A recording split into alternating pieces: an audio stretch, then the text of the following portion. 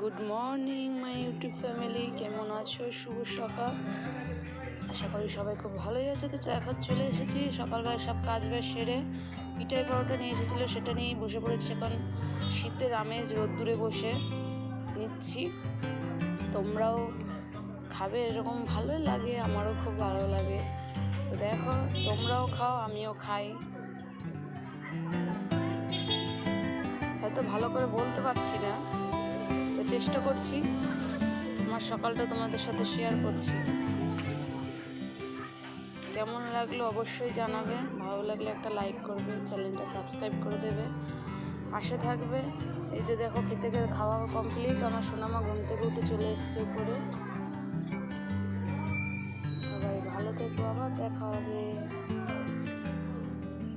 By, Radhe Radhe.